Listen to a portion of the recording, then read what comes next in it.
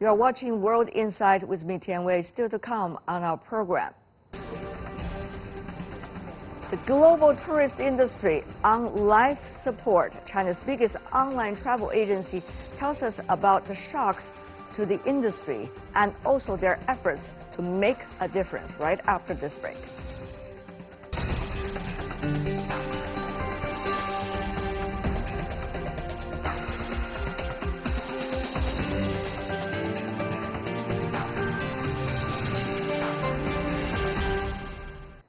Welcome back. You're still watching World Insight. I'm Tian Wei. The COVID-19 outbreak hit the travel industry fast and hard.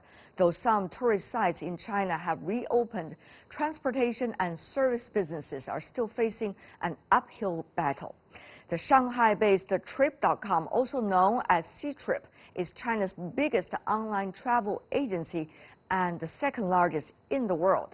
When the outbreak started in late January, as lockdowns and quarantines were in place, the company was one of the first to offer customers free refunds and pioneered a one-click cancellation policy. On one hand, Trip.com has to serve grumbling customers. On the other, the company is managing losses. Its shares fell by more than 10% this year. Trip International CEO Jay Sun and Chairman James Liang announced together earlier this month they will give up their personal salaries starting in March in order to set an example for the whole staff. In my earlier interview with Ms. Sun, the CEO, she told me that they are hoping for the best and certainly working for it, but also preparing for the worst.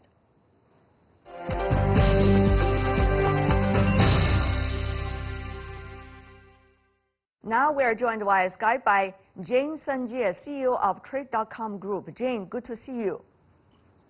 Thanks for having me.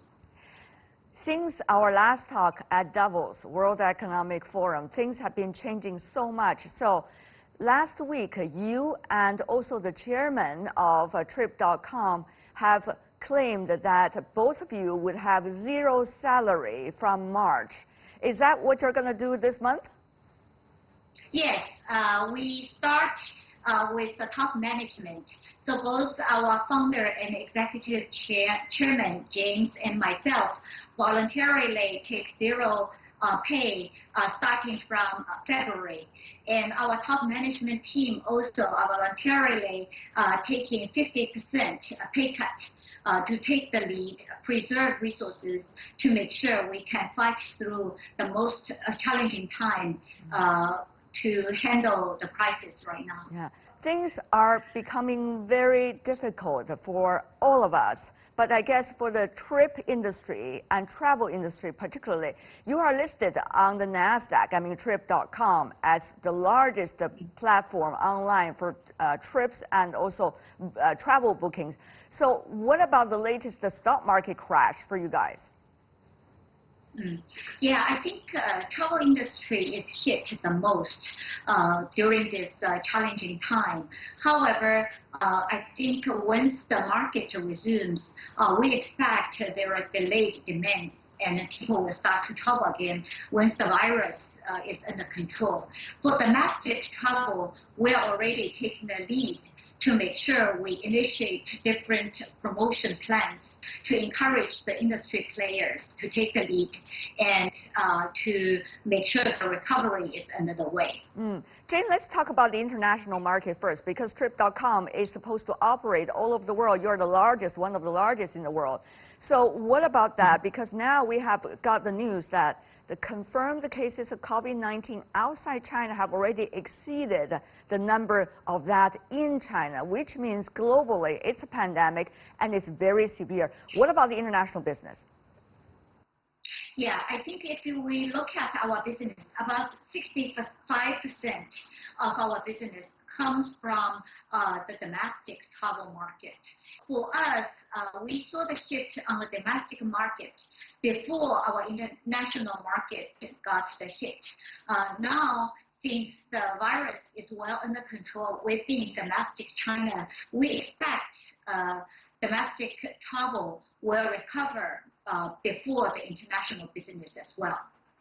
But what about for your international market? That's also a big share, a chunk of your business. And also we have seen travel bans from countries against China. And now with more confirmed cases outside China, China would put certain kinds of travel restrictions and also quarantine measures against anyone coming into the country. It's just one of those measures you need to take in order to control the virus. So what about that, the international business? Right now, our priority for international business is really to take good care of our customers when they have needs to change, refund, cancel, or delay their trips. And we have experience for the international business just as we did for the domestic business.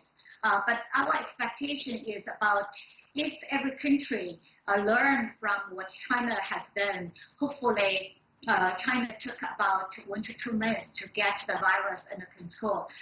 We are hopeful that learning from what China has done, leveraging what China has gained from the experience perspective, within 1 to 2 months, the international business will also see the bottom and start to recover. I was off the record talking to some of your partners, Jane, if I could report to you. They were telling me that you were personally on the phone persuading them to provide the free cancel services for many of your customers. I mean, to me, it's amazing. How could you, as a CEO, personally on the phone, talk to almost many of your important partners? So tell me, how was that process like when you try to persuade? What kind of give and take you have to provide in order to make sure that your customer will enjoy that? First step we took is for patients and for the medical personnel, if they travel with us, we offer 100% coverage if they need to refund, cancel, or delay their trips. The second step we took is as Chinese government published a policy that non-group travelers will be allowed for going abroad, we immediately need to put in place the measures to take care of our customers. So we launched 100 million natural disaster relief fund to take care of our customers. And then the volume start to increase significantly. And we, as a third step, we double the natural disaster relief fund. After that, we need to work with the industry players just to make sure everyone is brought to the front line. So I was working with our team at the front line, handling the customer requests on 24 hours nonstop. So I understand what is customers' request. So I pass on this information, and by talking to the CEOs of major hotels, cruise ships, airlines, local tour operators, rental car companies, etc., just to let them know how bad the situation is in China. And for them, many of them live outside of China and really don't know what's going on within China. So some of them have a lot of experience working with our team. So they said, yeah, Jane, whatever you say, we'll support you. But some of them, they are a bigger organization. It takes time for them to sink in. And I told them, I understand the situation. I understand you are a big organization. You need time to make the right decision. But this is what we have seen. This is what we recommend for you to consider. So gradually, everyone come together with the same conclusion that at this moment, we need to 100% support the travelers around the world. So I'm very glad the whole globe team come together. So I really think through this disaster, we really feel how important everyone, every country works together. It's really one globe, one team. Yeah. Well, Jane, you talk about several sectors among the travel industry. Which sector, according to your latest analysis, is likely to be hit the most? What are some of the strategies you've been recommending to them as a platform? Yeah. So if we look at the segments, hotel and air tickets are the major anchor products. So we have to develop a strategy that is very scalable. For example, when we first received the phone calls, our call center employees contact the hotel call center employees. And that is not very efficient because call center employees are not authorized to make a decision on the spot. So what we did is we gave recommendation to the CEOs around the world. And I told them, domestic China, we really need to have a scalable policy. If the hotels or the air tickets are not used, we should 100% refund the customer. If it is partially used, maybe we can consider a 50% refund policy, just to make it very easy for the team in the front line to process.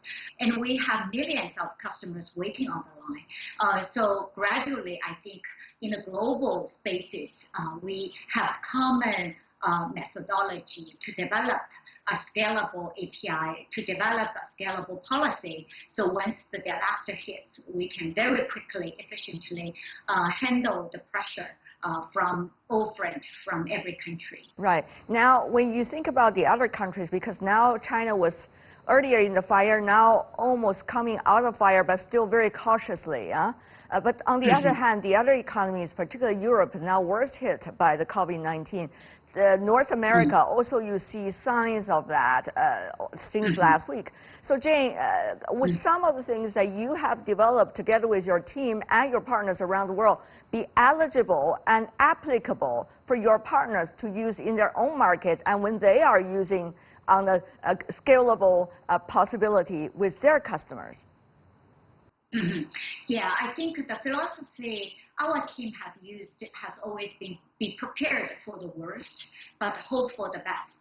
So if 100% of the customer needs to cancel or delay their trips, what are we going to do, right? So what we did is we have one-click automatic cancel technology platform to make it as automatic as possible. And then with the commercial team, we need to work with our partners to develop a scalable policy. So it's applied to many different countries at different times instead of case-by-case discussion, which is not going to be enough in this kind of situation. Jane, but what about for your own business? I mean, when things are going in the direction that we do not want it to be, which is now, COVID-19, nobody can do anything about it except social distancing, quarantine, containment, and also mitigation.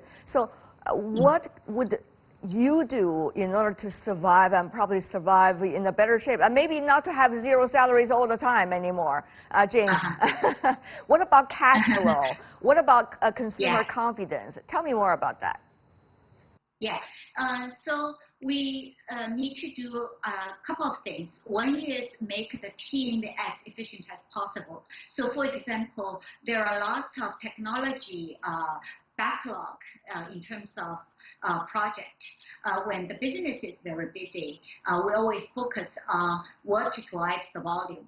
Now the volume is down, right? So the project that will save us on the cost side get priority, and scalability, and historical projects that is not going to be seeing the return right away gets priority. So our technology team, product team, service team are very busy training our employees, getting the project prioritized, to welcome, get ready for the uptick for the business. And then secondly, our employees also are taking lots of trainings, because in the busy days, they are so busy either to handle the increased volume or handle the cancellation. So for Ctrip University, we have thousands of classes ready for our employees to study. The sign-up rate is very high. So when the business is ready to take off, they are ready. Jen Shen, who is the CEO of Trip.com Group, thank you. Really appreciate it. All the best. Thank you for having me. Thank you, Jane.